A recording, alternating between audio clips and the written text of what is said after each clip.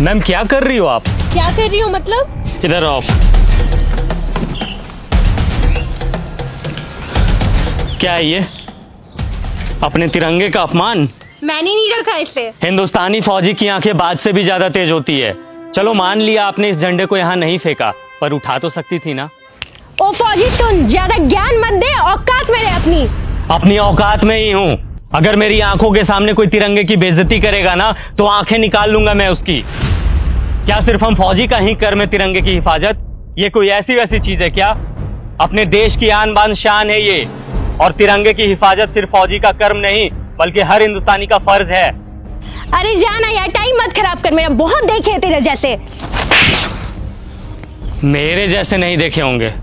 तूने एक लड़की को थप्पड़ मारा? लड़की को नहीं मारा बल्कि बदतमीज लड़की को मारा।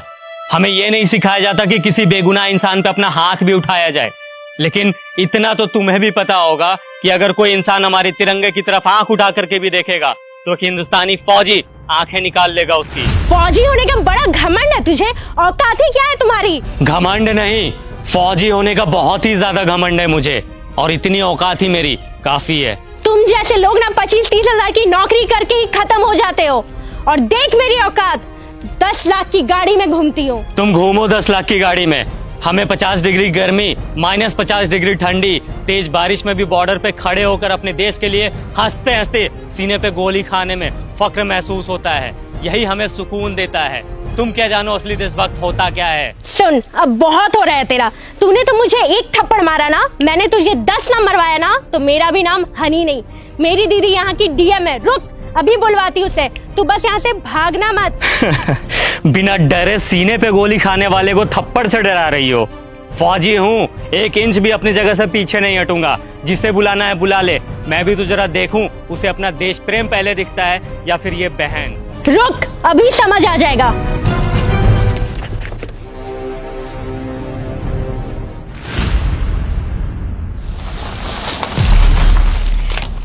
दीदी, यही है वो इंसान जिसने मुझे थप्पड़ मारा है। कितना मारा?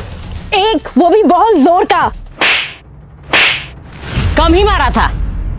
तुम एक फौजी के बारे में बुरा भला बोल रही हो, समझ में आता है ये कौन है? मैम सॉरी, बट शायद आपकी बहन कुछ ज्यादा ही मॉडर्न है। इसे तिरंगे की वैल्यू समझाने की जरूरत है। इसने ये तिरंगा इधर फेंका और जा रही थी। वो फट गया तो तू रख के क्या करती? अच्छा, फट गया था। 1 मिनट मैम।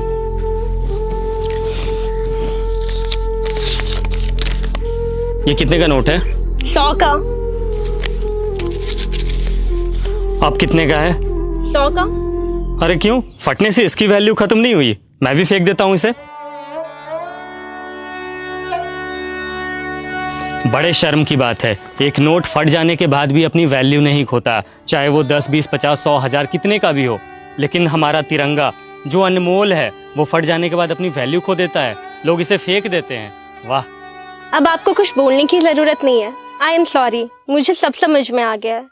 अफसोस कि तुम्हें अब समझ आया, जबकि अपने तिरंगे की कद्र करना ये कोई समझाने की बात ही नहीं है। हम फौजी जब तुम लोगों की सुरक्षा में 20-20 किलो का वजन लेकर हमेशा खड़े रह सकते हैं, तो क्या तुम लोग एक तिरंगा नहीं संभाल सकते हम लोगों के लिए, अपने देश के लिए?